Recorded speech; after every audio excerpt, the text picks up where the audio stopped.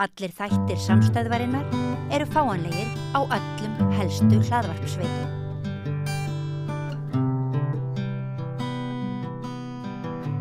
Komið sæl og verið velkomin að Rauða borðinu í samræðu geðheilbrigðismál og ýmislegt sem að þeim tengist. Til minni kominn Grímur Atlason, framkvæmdastjóri Geðhjálpar. Takk fyrir að koma og mér langaði til að biðja að segja okkur frá svona merkilegri, var ekki ráðstefnu sem að hét þörf fyrir samfélagsbreytingar. Jú. Var haldið núna bara fyrir nokkrum dögum og þar kom nú bara ýmislegt. Voru það að tengja saman raunverulega tilfinningasviðið og pólitíska eða samfélagssviðið svona? Já, það má kannski segja það. Þetta er bara ágætis kannski greining á því hvað við erum að reyna að gera. Og þetta er ráðstefna sem að við héldum fyrst fyrir 2 árum. Í rauninni heitir það sama, það var útgáfan 2023 og þá erum við að fá fólk sem að er að tala fyrir nýjum leiðum, ekkert endilega einhver svona byltingakend, einhverju kristallar, skilurðu, heldur líka bara, kristallar líka þannig séð, að bara hlutir sem að eru öðruvísi eða eru með annari, það er önnur nálgun en virkar og hefur sýnt sig að virkar. Og að þessu sinni við erum alltaf með jafningja áherslurnar miklar og hérna núna fórum við dálítið mikið inn í áföll og fanga og í rauninni áföll og samhengi áfalla við geðheilbrigði. Þú veist, genin eru eitt og þau hafa verið ráðandi í umræðinni í langan tíma. Við svona setjum talsverða spurningamerkjum við þá nálgun. Já, það er er geðveiki í ættinni, sú spurning. Já, og í raun og allt sé útskýrt út frá einhverjum boðefna, þú veist, ruglingi og efnaskipta vandræðum. Ekkert að, þú veist, það getur vel verið að þú veist, en málið er að umhverfið samfélag, hvað er það sem að ýtir okkur, fátæktin eins og við talaðum hér áður og allt þetta. Og við fengum ansið, þetta var mjög gott. Meðal annars, og svo er annað kannski svona áður en ég fer á aðeins dýpri í þetta, þá langar mig að segja það var þetta og svo ræddum við talsett raddir. Það nefnilega hefur fylgt okkur manninum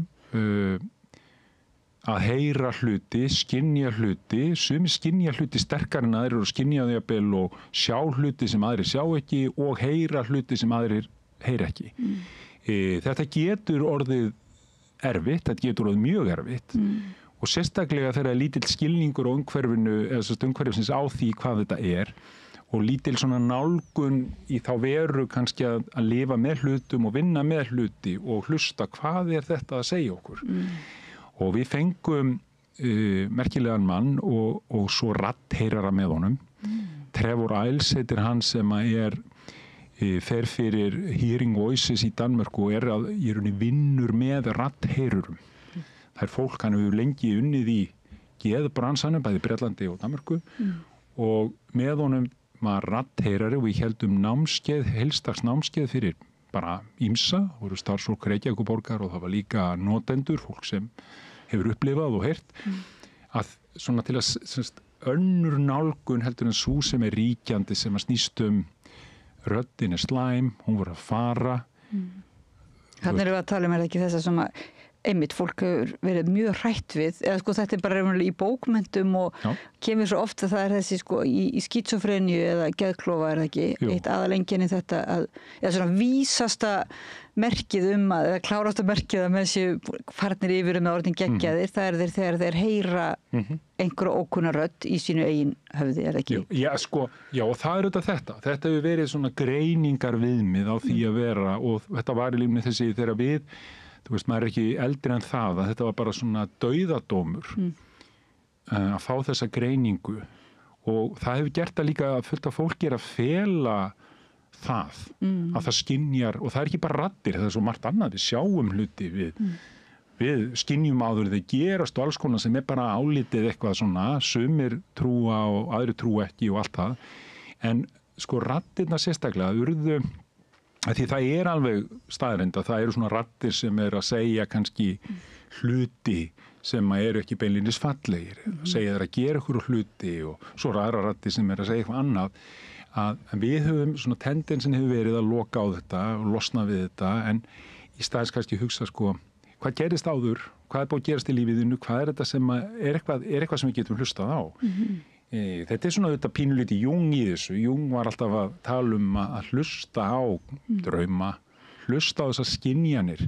Hvaðan kemur þessi rödd líka er það ekki bara, og hvað, í sálfræðin er það nú bara svona mjög talað að þú verður að hlusta á, og ekki í þessum skilningi kannski að einhver bara alveg virkilega raunveruleg rödd, heldur þegar fólk tala við sjálft sig, kannski að tala bara sjálft sig niður, bara í hversteginum, og margir kannski þekkja það, ætla að fara að gera eitthvað, bölvaður hálfvita er ég nú, þessi rödd, sko, sem að fólk tala rífur sig niður, það eru raddir, þetta er nefnilega, þetta er bara mjög óljós mörk, og það er mjög gott, og það er mjög heilbrigt, og það er mjög frelsandi að ræða þetta á þessum nótum. Og það er ekki sem segir, það er ljótt að taka lyf, það er gott að taka ekki lyf, eða það er gott að taka lyf, og það er, veist, þetta er ekki það. Þetta snýst bara að við förum kannski að horfa aðeins bara stækka myndina og hlusta á fólk sem er með aðra reynslu og hefur unnið með þetta, því að eins og þú segir í gegnum bókmenntirnar, gegnum söguna, ég meina við lifum í svokölluðu kristnu landi einhverju leyti sem byggir á bók sem að margt kemur fram, en að þar tala menn tungum, þar sjá menn sýnir, þú veist, ganga á vatni, alls konar dæmisugur og dót sem að kannski myndi segja, ég meina, er þetta geðklófagreining eða hvað er það sem að nútíminn myndi færa okkur, en í Delphi, í Gríklandi, véfréttirnar, sjamanarnir, allt þetta, fólk sem er í þessu spiritual nánd, það er ekki, þú veist, það er bara, við þurfum að kannski að hætta þessari ofur vísindahyggju á allt og hérna líka þessari, og hún hefur haldið svolítið því miður í hendur við þessa ofur kannski frjálshyggju, þú veist, þá er ég ekki að tala um sko ekki samt svona liberal heldur ekki frelsishyggju en þetta er svona þessi ofur einhvern veginn markaðsvæðingu allra hluta og það er ekki gott, þannig að þetta snýrst alltaf þetta rattahlutin, svo fengum við fangahlutan sem að hann var alveg dásamlegur, hún heitir Fritzi Horstmann sem kom og fjallaði sko hún er með reynslu, hún er kvikmyndagerðarkona og hún fór inn í fangelsi með svo kallar Compassion Prison Project. Það sem að það gengur út á að fangandi deili í rauninni reynslu sinni með ákveðnum hætti, ganga í svona hring, stíga eitt skref, hefur þú orðið fyrir þessu, gerðist þetta og þeir stíga, þú veist, þetta eru 20 og eitthvað skref eða 30 skref, þetta eru mörg skref hjá þeim og þetta byggir svolítið á þessum áfallalista. Það er svona trámalisti sem er áföll í æsku sem móta líf okkar og ef þú ert með fleiri en ákveðið þá getur átti miklu vanda og fangarnir eru að meðaltali með svona 8 áföll sem er gríðarlegt magn. Er þetta einhver listi sem að fólk getur bara nálgast? Já, þú getur farið bara fundið hann og þú veist, þetta er, þú veist, vanrækslan, kynferðisofbeldi, þetta er alls konar og ekki bara drykkja, fara í fangelsi, sko foreldraðinir. Þetta eru svona hluti sem að móta þig, sko þá erum við ekki að tala um þessi daglegu áföll okkar bara, heldur þessi svona, þetta eru svona djúpstæð. Og það sem betur fyrir verið að vinna mikið með þetta og hún fór og hún var alveg mögnuð, hún var líka í fangelsunum í þessari viku að hitta fanga, því það eru konu jafningjar í fangelsismálunum, hún er afstæð til 20 ári í dag, er ástefna það sem að ég var hérna áðan og þú veist það er mjög merkilegt starf og sem Toll er að gera líka með Bata-húsinu og hérna breathwork og allt þetta, svett. Við höfum fjallað að Laufey Líndal var með vitar hérna einmitt þetta og líka, já, og svo erum við undirbúningi að tala meira þetta jafningja konsept, eða hvað, getur aðeins bara skotið inn fyrir þá sem ekki þekkja hvað það, þú vísar í þessu eins og allir eigi að vita hvað það er? Já, það eru þetta kannski þessi bara reynsla, að hafa reynslu og hafa síðan farið í, að vera jafningi er ekki bara að vera með reynsluna, það er svona til að stíga að kunna að vera líka jafningi, það að kunna hlusta. Þetta er bara hlustun tólsvert. Þetta er ekki, þú veist, Oddný, þú verður að. Þú bara hlustar á mig og svo, Já, fyrir mig, já, ég kannast við þetta, skilur, ég kannski geri þetta, ég veit það ekki, það hentaði mér. Þetta þessi nálgun og hluti og þetta að ryðja sér til rúms, sko, í fangelsum, á geðdeildum og víðar. Og geðhjálp, mun kannski ræða það síðar og kannski talaði það líka við hérna síðast en við erum að stefna því að byggja upp skjólshús sem er bara jafningja sem reka það sem svona krísustaður sem getur komið í 2 vikur hittir og það á þínum forsendum. Það á nefnilega, það sem oft erfitt þegar maður kemur inn á deildir og svona, þá það þetta byggir á því, ég fótbrotinn og þá, þú veist, maður treystir bara lækni, hérna, hann fyrir að skoða og metur og tekur röntgen og þetta og það eins með geðið, það svona krafum að þú komir og þú ert bara svona, já, heyrðu, þú þarft að, hérna, en þín innsýn, þín sýn, hún ekki notuð neitt og það sýnist það gagnast ekki þegar þú fer síðan út og ætlar að lifa þessu lífi og þá ferði krísuna aftur og aftur og aftur. Af því að þú tengir ekki við þetta kannski sem verið að segja þér. Stundum hjálpar það og við erum ekki að tala niður neitt. Þetta bara... Þetta sem svo draumur margra sko vináttu. Það náttúrulega í svona samfélagi oft einmannaleika og einmitt eins og þú segir þar sem að markaðshyggju, þar sem við erum alltaf einhvern veginn og misskiptingar, þar sem að stór hluti kannski að berjast fyrir bara nauðþurftum eða svoleiðis, að það oft lítill tími fyrir samskipti sko vináttu þar sem einmitt þessi hlustun einhvern veginn. Ég held að kannski marga bara dreymi þetta geta sagt bara treyst einhverjum fyrir sér eða þannig. Nákvæmlega og sko einmitt ekki einu sinni á geðsviði sko. Nei. Já, þetta það geðsvið. Já, í þessu það en sko það þetta alveg rétt. Tengslin sem að við þetta okkur svo mikilvæg. Og kannski það sem við ættum mér unni, hvað það? Þú veist að því við flysjum alltaf utan af öllu og segja, heyrðu, ok, ég hérna búin að sjá hvað vantar. Það vantar bara að setja hérna upp nýja stétt sem heitir mannauðsráðgjafar í í vinnurnar allar, til þess að fara og finna þá sem að líður ekki vel og laga þá. Sem alveg fallegt, en það byggir hins vegar á þessu að halda bara djamminu áfram. Það eitthvað norm þá. Já, normið samfélagsgerð sem kannski ekki góð samfélagsgerð. Kannski það sem raunverulegt vandamál, hvernig við búum högum okkar lífi, sko samfélagi, það ramminn sem að sáttmálin. Og tengslin þarna inni eru því miður, við okkur skortið þau meir og meir. Og ég hugsa oft, sko, ég átti langömmu sem að ég var dálítið með og ég hugsaði þú veist, hennar líf, sko, ég hef sagt henni þarna 1914-15 eða 20 þegar hún svona orðin bara svona ung kona sko 2025 þá förum við þurfum ekki að mjólka neinar kýr, við bara fáum mjólk og við fáum kjöt og við fáum bara allt sem við viljum hvernig sem við eigum fyrir því öllu við farið til útlanda, hún fór aldrei til útlanda hún myndi bara segja, já, það útópían, það fallegt líf, það hlýtur að vera allt frábært þá. En svo stöndum við hérna og þetta alls ekki frábært. Hvað það? Akkur líður okkur ekki vel? Akkur eru við einmana?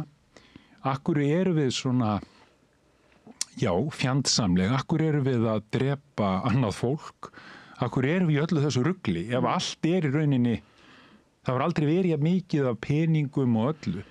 Og það, auðvitað, getum við sagt að það eru miklu fátækari í lönd og allt þetta, en þetta bara samt svo sláandi og segir okkur raunni að þessi... Það aukið ofbeldi á Íslandi og svona vanlíðan meðal barna og fullorðina. Það hægt að skýra einhverju leyti, eins og segir kannski með misskiptingu og aukinni misskiptingu, sko, fjárhagslegri og samfélagslegri útskúfun, einhverju jaðarsetningu og þannig, en ekki líklega bara hægt að útskýra með því að segja, það er ekki hægt að bara laga með því að sem flestir fái meiri lúksus eða þannig.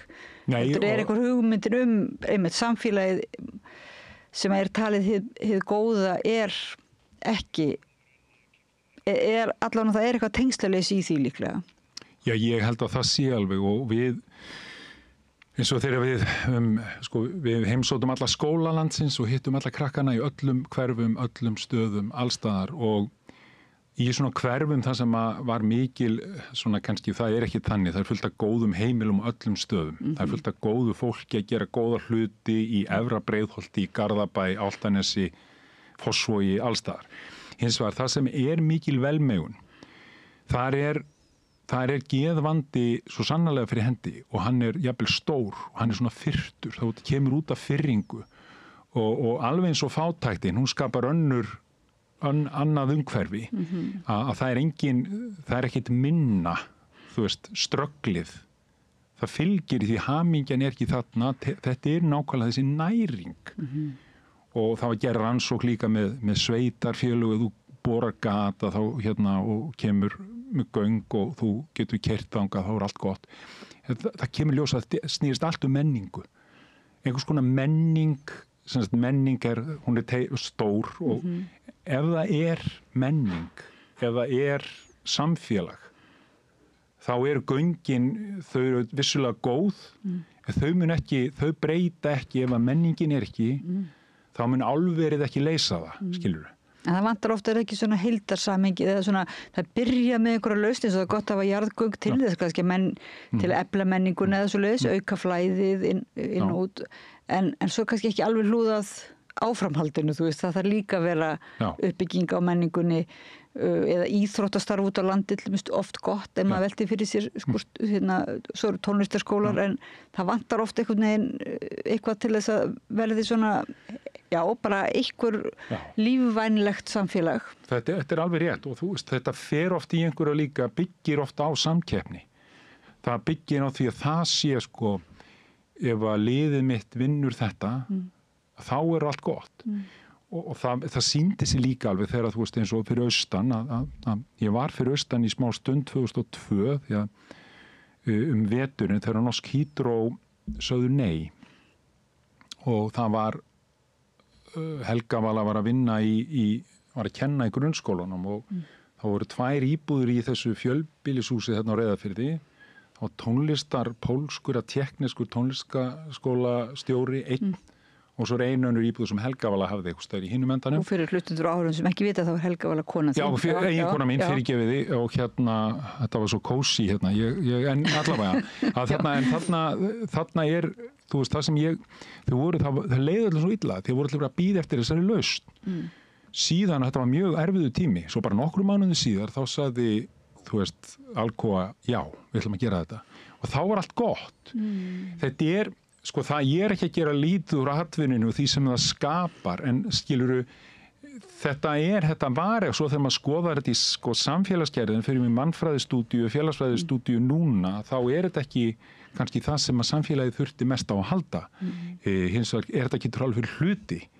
Ekki, þú veist, ég lendi þessu líka þegar ég var í Bolungarvík þá var að vera að ræða göng og þá var að skoða alls konar útfærslur. Þú varst bæjarstjóri í Bolungarvík. Og þá spurði ég spurninga bara í sakleysi mínu, þá var samgöngur á þeirra sem var að mæla fyrir einhverju lausn sem hún var ekki góð, var ekki farið í þá lausn á endanum, en ég spurði út í, þú veist, svona mannfræðistúdíu og svona félagsfræðilega rannsóknir og það var svo klassískt einhvern veginn að hann bara hlóað mér og gerði lítið úr því sem ég spurði, hann fannst þetta og þú veist, þessi mórall, þú veist, það bara þoskur einhvern veginn og það eru verðmæti. Skilningurinn, við verðum að ná inn í þann skilning að það samfélag miklu meira heldur en viðskiptaráð. Það bara angi. Það reiknar ákveðna hluti en svo allt hitt sem bara risastórt. En eitt útilokur ekki annað eins og þú ert að segja. Það þarf náttúrulega byggingum og það þarf allir minnst vera kvóta, réttlátt skipting kvóta, það þarf atvinnu, en það þarf ekki bara það. Nei. En hvað þarf þá meira? Það þá vináttan eða þú veist, hverjir voru svona helstu lausnirnar eins og þessari? Já, ég rættum að tengsl og skilningur og samkennd það sem að okkur í rauninni, það sem að við eigum að byggja samfélagið, þetta búið eftir klísja. En það bara skortur. Tengsl, skilningur, samkennd. Það í rauninni, og að byggja í rauninni meðferðir út frá því og horfa síðan á nú erum við alltaf að lendi því að við þurfum alltaf að vera að gefa þessum þetta og þetta og þetta og það þetta margir sem að plömma sig ekki og þeim líður ekki vel þú veist, við erum í þessu ástandi þú veist, við erum þetta kannski eitthvað annað sem betra betra að gera eitthvað annað hvað getur það verið, taka svona smá sáttmál það að því á síðustu ráðstefnu fyrir 2 árum og þá talaði James Davies sem ég hef minnst á hér áður og hann talaði mikið samfélagsgerðina, hann talaði mikið nýfrjálshyggjuna og hann ekki, þetta snýst ekki að vera hérna, ég er kommunisti og þú veist, nýfrjálshyggjan hún bara setti allt á markað og það var allt einhvern veginn boðið út. Það var allt betra þannig því ríkið, þeir eru bara, þú veist, þetta er svona hugmynd sem gengur upp í einhverju svona hagfræðiformúlu en hún gengur samt ekki upp af því að það eru aðrir hlutir sem spila með. Þetta ýtti undir allan lyfjabransan, þetta ýtti undir alla, þú veist, við erum svo óheilbrigð, það er alltaf eitthvað sem þurfum að laga. En það er auðvitað það sem er auðvitað að selja, það er heilbrigði, sko ef að nýfrjálshyggjan er... Þér er ekki selt neitt út heilbrigður. Nei, þannig að það er náttúrulega svakalega mikilvægt ef maður hugsar svona kerfi sem djöfulegt, bara þau eru eiginlega bara að endurnýja sjálf sig, sko. Og sanna sjálf sig alltaf og þá kemur það að þetta verður vítahringur að þér líður illa í þessu kerfi en kerfið tekur það ekki á sig og enginn bendur á þessi kerfinu kenni heldur að það er bara þú sem ert eitthvað, það er eitthvað í genunum hjá þér eða bara þú einhvern veginn mishefnaður og þá ert þú svo heppin að þú getur keypt lyf og keypt aðstoð. Og sama tíma þá erum við með og það er alveg rétt, báknið blæs út. Félagsleg þjónusta, hún stækkar alltaf. Þörfin eftir félagslegri stuðningi og þjónustu stækkar alltaf. Þetta verður alltaf miklu stærra bákn og það er aldrei nóg, það verður alltaf lengri biðlistar, það er alltaf meiri þörf. Þetta er orðið svona, þetta bara spíralast en við förum aldrei að spyrja stopp með þessu, hvað er eitthvað?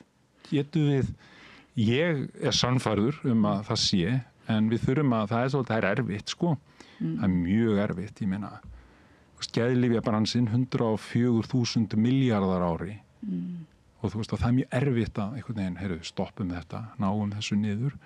Þú veist að því það er, þetta er bara eins og með kvótan, það er mjög erfitt að deila honum út aftur, þau eru búin að fjárfesta svona mikið, búin að setja svo mikla pening í þetta, það, þú veist, þetta er svo, allt þetta, það gengur út og hann hækkar alltaf í verði, af því það þarf alltaf að veðsetja og ná að kaupa og fjárfesta og allt þetta, að vinda ofan að svona er mjög erfitt, en þetta getur ekki haldið alltaf bara áfram. Þetta er svona hugafarsbreyting sem er byrjuð og er hafin og þið eru inn í henni og kalla til landsins fólk sem er að fylgjast með í þessum breytingum og finna nýjar lausnir og smá saman kannski er hægt að breyta. Þetta er allan að tilraun til þess, eiga svona samtal og eiga það ekki endilega heldur líka ekki of dæmandi, að því við erum alltaf dæmandi á öll, þú ert auðmikið, þú ert einhvern veginn, það er alltaf allir.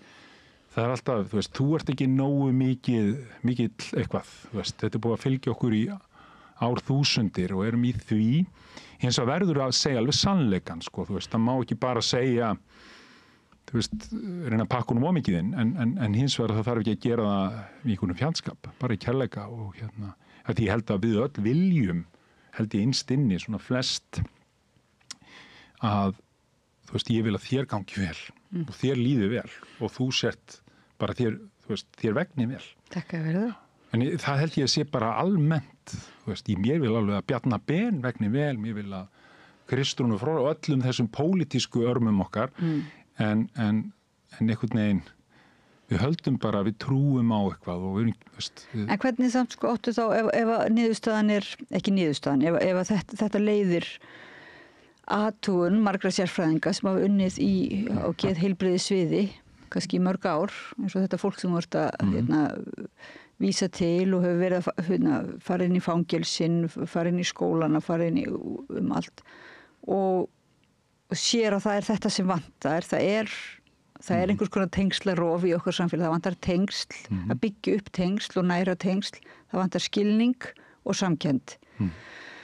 Þetta þrennt, er þá ekki næsta spurning og vart talað það á ráðstefnunni, hvernig stuðlum við að þessu, þú veist, hvað þarf þá að gera og þá kemur einmitt stóra, það þarf að breyta alveg, taka nýfrjálshyggjuna, hætti þeirri tilraun og eitthvað svoleiðis, en svona til að byrja með það þannig í millibilsástandinu, hvað er þá einhverju svona, voru líka, þú veist, aðgerðir sem voru ekki eins risa? Já, það eru þetta sko, þetta eru nokkur stig, það sem við vorum að tala var svona þarna, voru daldið inn í fangelsónum, fólk sem að, þú veist, eru að upplifa hluti og það er svona fólki sem að kannski einkennin á því sem kannski búið að ganga mjög lengi. Kenningin. Að það einkennin. Einkennin eru þarna. Við finnum fólk í fangelsum, við finnum fólk á örorku, það eru einkenni. Við finnum fólk í kirkjugörðum, einkenni. Spurningin síðan, þetta eru nokkur skref. Það þarf að bæta það. Meðferðin þar svona alternatív, hlusta á raddirnar, leyfa fólki að lifa, velja, vera með skilning, samkennd, allt það, beita öllu þessu þar. Síðan það þetta, hvernig eru búsettan, hvernig það allt saman, hvernig bjóð við, er housing first raunverulegt. Þetta eru svona þessi mál sem þarf að laga á þessu meðferðarenda. Svo komum við forvarnaendan og þá getum við sagt, stærsta náttúrulega málið væri að við bara stokkið upp og býtu hvað eru við, til hvers manneskja? Fæddist hún til þess að starfa eins og James Davies hann sagði 50% þeirra sem eru á vinnumarkaði skilja ekkert hvað þeir að gera á vinnumarkaði. Nei. Þau sjá ekki tilgangin og bara eru þar með ertu komin í það að þið líður ekki vel, þú ekki tilgang. Hvar tilgangurinn? Við erum hér að keppast við gervigreindina, við þurfum að ræða þetta stóra, þetta borgaralaun eða hvað þetta sem við þurfum að gera til þess að fólk festist ekki bara í óhamingjunni. Og við rífumst opinbera markað hvort að ég reka þessa 50.000 opinbera starfsmenn sem að einhver segir að sé useless, skilurðu. Spurningin hvað þurfum að breyta þar? Síðan það bara ég og þú, hvað gerum við í okkar lífi? Hvernig lifum við okkar lífi bara dagstæðanlega? Við getum sagt, þá að vera hérna hús þar sem við búum öll fjölskyldan, meira meina saman, amma við af og amma og við erum förum í það aftur, sem gott, það búið að rannsaka það, gott fyrir geðheilsuna, ef það er ekki, mamma... Ekki mikil áfallasaga kannski, svolítið erfitt að vera í húsi áfallana. Já, ef maður búin að lenda í miklum áfallum með einhverju fólki, en svona gegnum sneitt og líka getur verið aðrar, getur verið annað gamalt fólk, eða annað ungt fólk, eða hvernig það að, þetta má ekki snúast heldur að konan standi þar bak við eldavélina eins og sagt var, þetta snýst ekki það. Það snýst bara að við förum út úr stofnanamenningu barnæskunnar og hættum að framselja allt, bara allar okkar, öll okkar, við erum búin að útvista þessu uppeldis hlutverki, því það, nýfrjálshyggjan gaf okkur það líka. Við útvistum barnæskunni, einhverju leyti, og það auðvitað jöfnur líka á fleira sem það þarf að skoða, en þarna ég segi, við getum öll gert eitthvað þar, en samfélagið getur líka hjálpað okkur. Við getum fara að segja að þetta er forgangsmálið. Við skulum styrkja og styðja fólk sem á von á barni. Hvort sem að kona á von á barni með annarri konu, með manni eða hvað, bara ekkert kjaftaði. Bara, við styðjum fólk og raunverulega, eyðum peningunum þar, fjárfestum þarna. Gefum fólki tækifæri að lifa einhverju lífi. Að vera ekki, einstæð móðir með sprungið dekk, hlaupandi, og svo eitthvað lið að segja þér að þú megir ekki vera með barnið þitt í 9 tíma á leikskóla og svona, þú fær meira móral og allt þetta. Þetta er samfélag. Í staðins að gefa fólki tækifæri, þú þarft ekki að gera þetta og kannski það ekki gott, en þá getur þetta snýst efnahagsmál. Og þarna held ég held að þetta segi kannski líka því ég nú bara búin að stúdera sjálfa mig svo mikið, að ég veita bara sjálfur að ef þetta hefði verið í lagi, ég er ekki að segja að ég væri þá bara einhver annar og kannski vill ég ekki vera annar, en það því miður allt og margir sem að fengi ekki að verða gamlir og ég sem að voru þarna. Og það er ekki gott. Þannig að, en við getum líka gert hluti sjálf, við getum forgangsaða, fólk að forgangsaða alls konar, það forgangsaðar, játkallinum og Iron Man og hvað þetta heitir allt og fara og gera eitthvað svona verið. Hvað það aftur á játskallinu? Það að hlaupa 1000 kilometra á synda, þetta allt, en við erum einhvern veginn, við getum forgangsað og það ekki bara ríkið sem á að gera þetta fyrir þig, við getum gert hluti sjálf, við getum alveg sagt, þetta bara, það bara kvöldmatur klukkan 7, það ekki líkansagt klukkan 4, það ekki alltaf frístund. Það ekki alltaf yfirvinna, það þarf ekki að eiga alla þessa bíla, það þarf ekki að eiga fasteign, það þarf ekki, en svo stumt getur maður ekki valið, ég veit það, ég bara að segja. Já, en þú ert að segja, ég veit þú ert ekki að segja að allir geti bara gert gott úr sínum aðstæðum og allir eigi að gera það endilega, en þó þetta að svona sem samfélag að við förum að meta samveru, það ekki? samveran skiptir meiri máli og lengri tími saman. En þá þarf náttúrulega líka svona kenna fólki að þú veist, vera einhvern veginn, að því maður hugsar það sko, þú veist, það alltaf svo margir sem og þá kemur afþreyingin, þú veist, þessi svona hugmyndum keppnina eða að þú sért einhvern veginn einskis nýtur nema að þú sért að skara fram úr eða þú sért að leysa einhverja þraut og vinnir þrautina sem svolítið andstætt kannski með þessu listræna dvalarhætti eða ég veit ekki, svona ljóðræna dvalarhætti að bara bara vera saman og að þú kemur að þessu með hlustunina mér finnst oft svona þótt að fólk sé kannski lengi saman eins og í COVID þá jók það heimilisofbeldi sko til muna öll þessi samvera að því hún einhvern veginn bara auðvitað var óvissan þar samfélagsleg óvissa og heilsufarsleg og allt en það einhvern veginn mér finnst stundum eins og forvarnir þurfi líka að snúa að einhverju, ég veit ekki alveg hverju sko en einhvers konar að kenna okkur að bara þetta er bara þetta er nákvæmlega þetta verðmæta mat okkar það byggir þú veist við sjáum þetta svo fljótt sko þegar ég satt með ungmennum í gær ungmennaráð voru að tala geðheilsu barna ungmenna og það var mjög gaman að tala við krakkana þau sögðu voru öll að tala þú veist, álag í námi og allt þetta, en voru líka að tala að það væri einhvern veginn, þau þurftu að komast í einhverja skóla, þau þurftu að komast í einhverja framhaldsskóla. Þú veist, fyrir 50 árum, þá fór miklu minna hlutfall íslenskra ungmenna, eða bara þeim sem byggu hér í einhvers konar menntaskóla. Þau fóru í öðruvísi námi eða fóru beint á vinnumarkaðinn. Krafan var önnur. Í dag er krafan, það er alltaf krafa, þú veist, þú segir, ég vil að barnið mitt geri hvað sem en þú veist, það fer ekki í kokkinn, þú veist. Það er bara, og það er ekki, þetta er ekki að þú vilja, þetta er bara, við erum verðmætamæti liggur á, þú veist, það er allir að, við þurfum einhvern veginn að, þetta liggur á manni sinni svo maran, einhvern veginn, all lífið. Þú þurfum að sanna þig. Þú þarft að sanna þig og ef þú ert ekki eitthvað, þá ert ekki eitthvað að standa þig.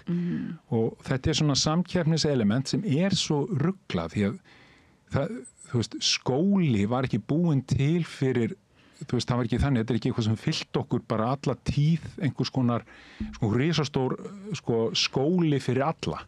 Þetta kemur svo verður þetta, þú veist, drengir sem voru nógu klárir í höfðinu eða voru ríkir, þeir fóru í skóla, svo þegar það var sleppt, þegar stelpur fengu að fara í skóla, þá kom í ljós að þetta kannski hentaði mörgum stúlkum betur en drengjum og þannig að þær fóru að standa sig mjög vel. En þetta er ekkit hugmynd sem byggir á neinu náttúrulegu eitthvað. Við lifum við eins og sagt hérna í Reggio Emilia, við höfum 100 mál, en við tökum 99, börn hafa 100 mál, tökum 99 af þeim. Því við erum allt annað. Skólahugmyndin hefur ekki hjálpað okkur heldur, því hún er góð, en hún er líka svo mikið rugl. Þú myndist nú Þórberg Þórðarsson hérna fyrst ef við töluðum saman og það má einmitt minnast á hann líka sem bara var að gagnrýna skólakerfið þá fyrir, það er nú ansi mörg ár síðan. Laxness gerði það líka í rauninni og ég sá mynd daginn hann hérna Marteinn Sigurðsson hérna fornmálamaður og hérna gamall vinur minn bara, ég voru saman í Ísaksskóla í Kanada og menntaskóla en hann var mynd hans geðveiki og það var hann með að tala nám. Hann var að tala þetta, þú veist, hvað er nám? Þessi páfagauka pæling og svo nám. Það var svolítið gott að fá þetta því þetta ýtir okkur svolítið. Við erum alltaf einhvern veginn, við erum ekki, hvað ert þú? Hvað ert að gera? Og svo krakkarnir sem eru 23 ára og eru ekki búið með stúdent og eru kannski að vinna bara, þú veist, hvort sem að er að skúra bókasafn eða að vinna á hjúkrunarheimili eða eitthvað, þú veist, það er einhvern veginn þau finna það. En er það ekki líka þeir sem einmitt glíma við geðrænar áskoranir og þú nefnir þetta heyra raddir til dæmis, þeir sem að byrja að heyra raddir, það er ekkert víst að þeim gangi að þeir kannski nái að klára skóla eða stundum, er það kannski? Nei, það er alveg, þetta hefur mótandi áhrif en sköpunin er svo oft svo tengd, eins og við vitum, hún er svo nátengd næmninni og við þurfum sköpunina. En farvegur sköpunarinnar, hann nefnilega, þetta sem þú varst að tala þetta innihaldsríka samtal, þessi, þú veist, bara nánd og vinátt og allt þetta sem að mótar þetta allt saman og hjálpar okkur og kemur okkur á rétta staði, þetta eigum að reyna að íta einhverstað, við erum að finna það, hvort við getum gert það, ég veit ekki hvort að við getum fundið það í skólanum, en einhvern veginn, þú veist, það nú tilraunir eins og núskóla pælingin í Hafnarfirði og svona, það voru svona jákvæðar pælingar. Ekki alls konar pælingar líka einmitt í skólakerfinu búin að vera í mörg ár að reyna til þess að koma móts við þá sem eru kannski á einhverjum rófum eða erfitt með og eru lesblindir og alls konar blindir og reyna, hvað það, innlima og veita öllum skóli án aðgreiningar og svoleiðis og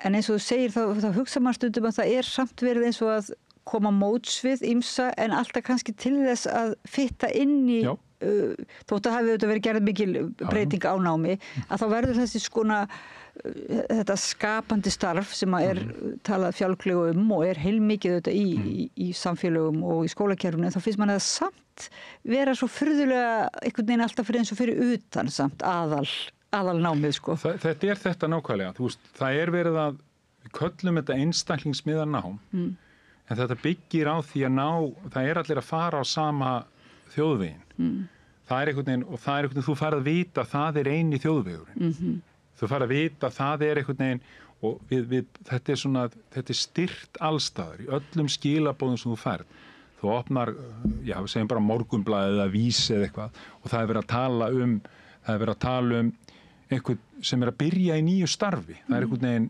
rosalega, og það aldrei, þú veist, Siggi var að byrja að vöka blómin eitthvað. Það alltaf hann Gústi, viðskiptafræðingur núna tekin við undirmannsstöðu og markaðsdeild eitthvað.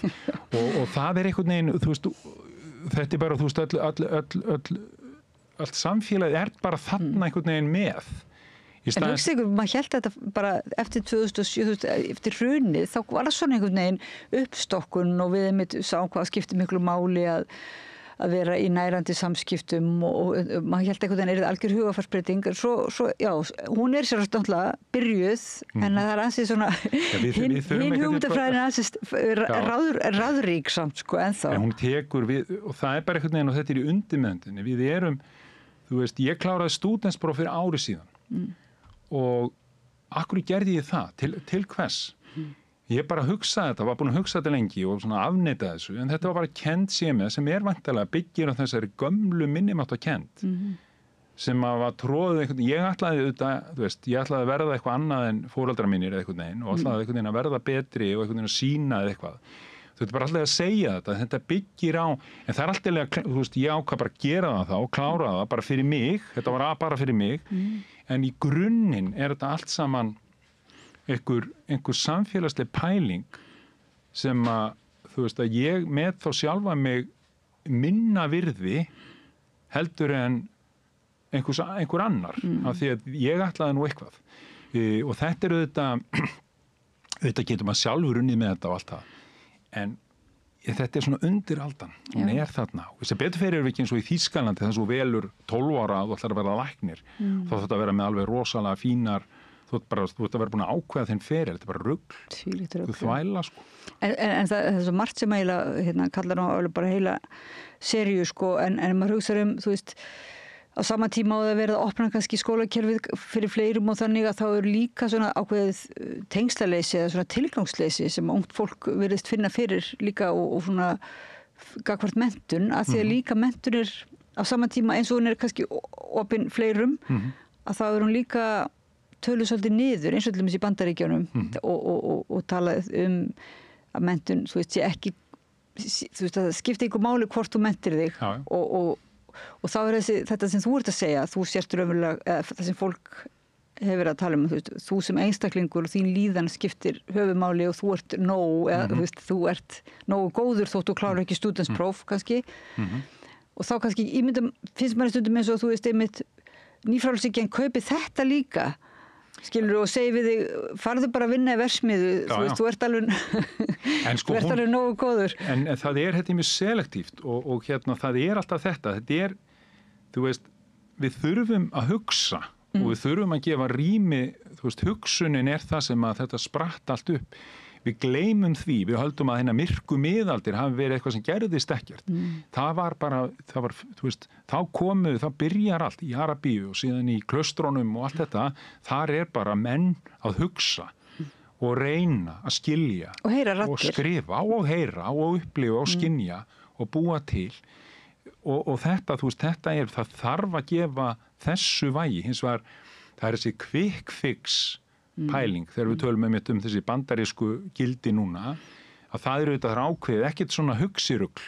Þetta meira svona konkrét, þú veist, business, verkfræði, eitthvað svona.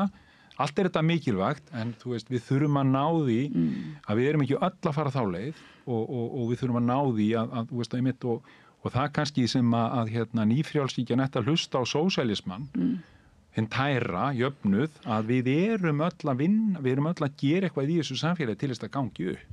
Skilningur alltaf þessar aðgreiningu, Vestfirði vilja vera sér að því að það eitthvað kvótavesen og Vestmanni að því að þeir komið svo mikið, en skilningurinn að það hérna, Reykjavík og það ástæða fyrir þegar gangi allt upp, það að við erum saman. Það ekki út af því að við finnum allan hennar fisk og veiðum hann og hann eru verðmætin og svo eyðum við í öllu í sjúkrahúsi í Reykjavík eða háskólan eða eitthvað, rugl sem okkur finnst bara að vera rugl fyrir einhverju Reykvíkinga eða öfugt, að skilja að þetta svona organ sem saman og við erum einhvern veginn, en við það svolítið svona yfirsýn þarna. Já, og við erum ekki alltaf að einhvern veginn, þegar maður hittir eitthvað fólk þá horfum maður niður á það, upp á það og þetta En hvað var það svona nýtt sem að, þessi ráðstefnu, þú ert náttúrulega búin að vera bara í mörg ár og byrjar í fíknifræðunum og vinna út frá fíknum og svoleiðis og fer síðan í þroska þjálfun og valdefla fólk með þroskahamlanir og síðan ertu búin að vera í geð, svo ýmislegt, þú ert náttúrulega tónlistarmaður og bæjarstjóri og Iceland Airwaves og ég veit ekki hvað, alltaf að valdefla ýmislegt og nú ertu í þessu geðræna sviði og búin að líka afla þér heilmikil upplýsinga og búa til mikið plattform fyrir samræðu fyrir okkur hinn líka. En hvað var það svona, þú persónulega, núna á þessari ráðstefnu, var það eitthvað svona sem að þú hugsaðir, já þetta eitthvað nýtt, eða svona þetta eitthvað sem að, svona, var það eitthvað sem að kveikti í þér? Svona, það kveikti mjög margt í mér þarna. Ég hlustaði á fólk sem fólk sem hafði farið í mjög alvarlegt geður upp úr neyslu í Bandaríkjunum og farið og í þungunarof í kjölfarið og mætt á þungunarofstöðina og þar voru 1000 manns að mótmæla svona konu eins og henni og svona þessi að hitta fólk sem hefur sögu alltaf áhugavert og alltaf fest, kemur kannski ekkert og óvart. Það var hins vegar þessi nálgun, þessi hugmynd að samfélagsgerðin og allt þetta, þarna var önnur kona, prominent vísindakona sem var sálfræðingur og ætlaði bara var á leiðinni bara að verða eitthvað, var í New York fyrir 12 árum eða eitthvað, þá var hún beitt miklu ofbeldi í sambandi, nánu sambandi, hún glæsileg kona. Og hún breytti kúrs og fór að stúdera Sisu, menningu Finnlands, sem svona þessi svona ákveðin seglu þrjóskumenning, en þó svona endurance meira. Hún fór að setja þetta svona Sisu Plus sem svona ákveðin kvenlega gildi á þessa seglu, það þolgeði sem mikið, sem svona second wind. Þegar maður gengur í gegnum einhverju hræðilega hluti, þá kemur oft svona second wind. Maður kemst í gegnum það. Og það líka það, og það kannski eitthvað sem ég hélt að ég vissi, en ég fannst þetta að vera svona, að við erum talsvert að stoppa fólk í sínum bara raunum eða þroska að grípa inn í og snemma áður en að fólk, við þurfum að hjálpa fólki að koma stundum í gegnum hluti og fólk þarf að fara í gegnum hluti, fá tíma til þess sem kannski eitthvað sem við erum alltaf að hafa vit fyrir einhverjum og erum alltaf að stoppa einhvern í einhverju sem að gera það verkum að viðkomandi kannski alltaf bara mun alltaf fara þá úr axlarliðinum aftur og aftur og aftur og aftur. Já. Í staðins að, og þetta var mjög falleg nálgun, kannski pínu Hollywoodleg að einhverju leiti, einhverjum fannst það, ég fannst það ekki, ég tengdi við þetta, ég tengdi líka mjög vel við Fritzi og hennar og við kannski sem að komum úr einhverjum svona, ég er ekki að tala bara við sem kom úr einhverju skelfingu, að því ég er búin að átta mig á því ég kom úr skelfingu, ég bara tala aldrei það á þann hátt sem ég átt að tala það. Í barnæsku, já. Ég skildi það ekki og svo einhvern veginn, svo fann hún sýndi mynd af sjálfur sér, svona gömul mynd, það sem var svona átakalega því að hún var ekki brosandi. Það er barn. Börn eru nefnilega, þeir eru svona 30 ára, þá tekur myndir að þeim og ert jafnvel að, þú veist, það sést oft allt sem er að gerast, sko. Og ég fann þessa mynd af mér og bara þarna og það tengdi ég svo sterkt og það er svo gott að upplifa það og líka upplifa hvað maður getur komist langt og hvað er hægt að lifa af og hvað manneskjan er ótrúleg. Það er líka jákvætt. Af því þetta er bara, þú veist, við erum að drepa öll þessi börn á Gaza, við erum alveg hræðilegt fólk, en það er von, þú veist, það er einhvers stað von og ég held að það sé kannski það sem kom mér að því leitið það bara svona já. Endurnýjaði svona þína von. Já, ég held það var kannski það sem En má ég bara spyrja rétt undir lokin það sem þú segir að við þá ert að tala með raunverulega svona meðferðaraðilar eða þeir sem eru í Ég var nú bara að tala þá sem hafa upplifað hluti. Og líka þetta, það eru þetta bara, þetta eru við höfum upplifað öll eitthvað. Já, en ég er að meina þarna þessi hugmyndum að leyfa fólki frekar að kannski ganga sjálft í gegnum það og vinna sjálft úr því einhverju leyti. Sko í staðin fyrir að stoppa það og hindra framgang, eða þú veist, þessi ótti kannski við er ekki bara svolítið af ótta. Við erum hrædd við rættina það bara að stoppa það. Þetta er bara margt, þetta er líka bara sem uppalandi, þetta er líka sem bara hvað við erum þessi ofvendun oft, þessi óttum að einhver ef þú gerir ekki eitthvað núna og missir að skipinu, sko. Já. Og við erum alltaf einhvern veginn í þessu hlutverki. Stundum er allt í lagi að grípa inn í, maður ekki að segja bara barnið manns eða vinum manns eða maki manns eða mamma manns eða hvað að þú veist, stundum er bara allt í lagi að segja hei, er þetta ekki bara eitthvað, erum við ekki einhverju rangri leið hérna? En stundum oft þetta kalla líka, þetta mýgri útgáfan af þessu er þessi bómullakrakkar sem við keyrum út allt og allt þetta, en þetta er miklu meira, þetta er líka bara þegar það er ströggl, þegar það er ástarsorg, þú veist, hvert fer maður til sálfræðings, þú veist, það getur alveg verið í lagi, sko, bara fínt, en er stundum bara fangu vatn, þú veist. En ég er nú samt að hugsa akkurat þegar þú segir þetta, þá fóðrar það ýmsa svona Íslendinga sem eru einmitt bara að láta þetta bara gott heita og þetta, eins og amma sagði að bilaði bíllinn, þá bara gott að láta það aðeins vera. Og svona, og sem er gott, en ég er eitthvað sem er eitthvað þarna, þú veist, hvernig þú leyfir einhverjum. Já, ég skilði alveg fullkomlega með þetta, því þetta má heldur ekki að vera. Ég er að meina sko erum við að tala um einhverja hjálp, ekki að láta einhvern kannski afskiptalausan, heldur eins og að því þú byrjar líka á jafningjahjálpinni, sko, og þessi er svona byggða vináttu og hlustuninu og skilningurum. Þú veist, er það kannski pínlítið sem að er þriðja, eða þú veist, annar valkostur, ekki þetta bara láta einhvern alveg eiga sig eða vera ofverndandi, heldur, þú veist, að hjálpa á einhvern annan hátt. Þetta er nákvæmlega þetta. Þetta snýst nefnilega hjálpin er þannig að vera til staðar fyrir fólk. En það er ekki alltaf að grípa í taumana. Ég nákvæmlega. Því að afskiptalaust og einhver svona þrjóskuhyggja sem að því að þú veist, það er þessi maskúlín, það er svo Finnarnir gerði í vetrarstríðinu. Skilur, hún að því við vorum að tala um Finnland og þetta sísú.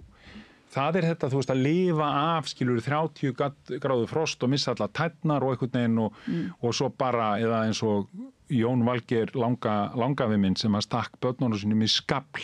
Þeir eru dóu sama veturinn að það var ekki hægt að taka gröf, svo þau bara bíða, svo tók hann gröf þegar var búið að þiðna nógu mikið og þá var börnin hans í skafli og svo grómaðu þau, skilur, og þetta verður ekki rætt, einhvern veginn. Nei. Þetta er svona klassísk svona, þetta er ekki það sem ég er að tala um. Þetta snýst að við þurfum að ganga í gegnum hluti en gera það einmitt með stuðningi.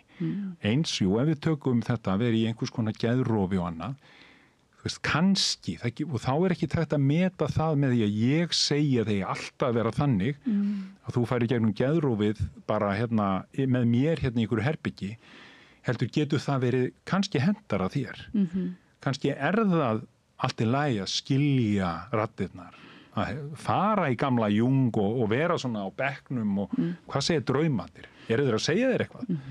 Þú veist, þetta bara svo erfitt og flókið og þessna því það er svo erfitt að mæla það hvort það virki eða eitthvað, en við erum allt og mikið að taka í taumana á öllum stigum. Og eins og þú segir að hlusta þá ekki bara að gefa einhverju rottu lyf, heldur líka að svona athuga hvernig, eða þú veist, það er svolítið rottu nálgunin tilrauna vísindamennskan, en líka bara einhverjum sem fyllt eftir og spurt hvernig líður svo með þetta, er ekki? Jú, og bara einmitt, og gera það með líka, þetta snýst líka bara þú finnur þau leið. Ef ég kem til þín og segi, þú veist, jæja Árný mín, og svona einhvern veginn, tónninn, hvað ég að segja þér, sko? Þú veist, ég að segja þetta við þig, þú veist, þetta, þú heyrið það, þú greinið það, við greinum svo mikið þetta. Þess vegna er svo mikið að það sé raunveruleg samkennd, mörk líka, og þetta eru hlutir sem þetta er flókið, þetta er örugglega dýrara svona í startkostnaðurinn að því að vera með svona, en svo til lengri tíma spurning hvort þetta sé ekki ódýrara. Vá, efla samkennd okkar bara allra raunverulega. Bara hvernig við, þú veist, hvað erum við að gera, þú veist? Erum við á kaffihúsum að tala saman, þú veist, potturinn er góður staður, að mörguleiti, sérstaklega ef hann er jákvæður, þetta er ekki bara eitthvað þus, að það er svona samkennd og eitthvað. Þegar við eigum hluti Íslendingar, sko, réttirnar, allt þetta ekki alveg það, sko. En þú heldur áfram að kanna og þið leiðirnar til þess að efla samkenndina og tengslinn og Grímur Atlason, framkvæmdastjóri Geðhjálpar, hjartans þakki fyrir að koma að Rauðaborðinu og gefa okkur skýrslu svona. Örstuttar skýrslu, fréttir frá þessu merka málþingi eða ráðstefnu sem byggðist á spurningunum hvort væri þörf fyrir samfélagsbreytingar og eins og mér skilst á svari já, það er þörf fyrir samfélagsbreytingar og breytingar hjá okkur öllum. Hlustendum og áhorfendum, þakka ég fyrir að vera með okkur í samræðunni, heita pottinum hérna við Rauðaborðið og Laufu Líndal, þakka ég fyrir að varpa spjallunni yfir til ykkar. Ég heiti Oddný Eir og við förum í örstutta frímínútur og höldum svo áfram að ræða málin hérna við Rauðaborðið. Með því að ganga í leigjendasamtökin styður þú baráttu leigjenda. Leigjendasamtökin eru fyrir öll þau sem vilja vinna að réttlæti og öryggi á húsnæðismarkaði. Leigjendasamtökin.is